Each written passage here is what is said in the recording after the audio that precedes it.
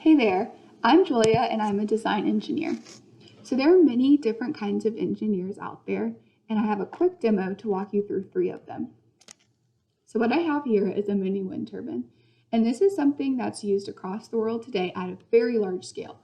So think sometimes the size of the Eiffel Tower. And what happens is as this rotates, it creates power through something called a generator, which you can see here.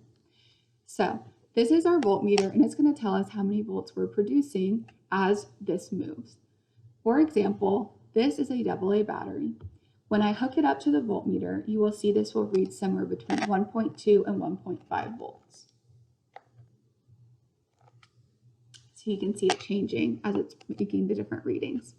So now I'm going to hook up our wind turbine. And as I blow on the pinwheel, you will see this change.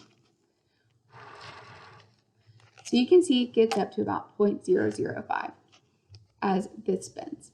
So this voltmeter would be designed by a computer or an electrical engineer.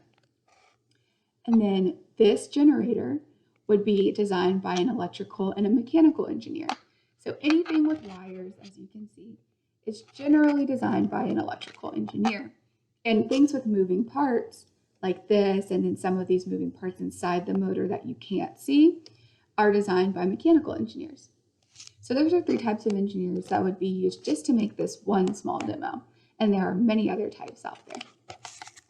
So I am a mechanical engineer, and I decided to become one because I really love math.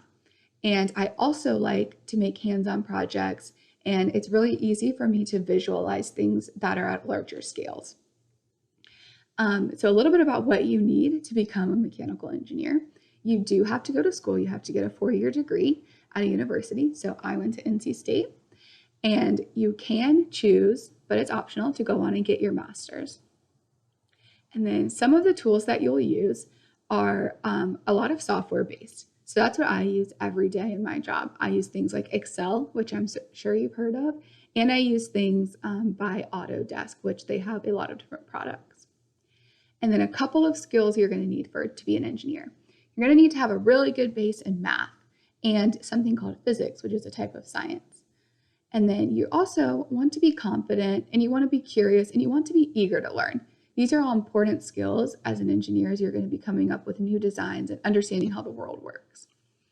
So the hardest part of my career is always trying to find the best answer.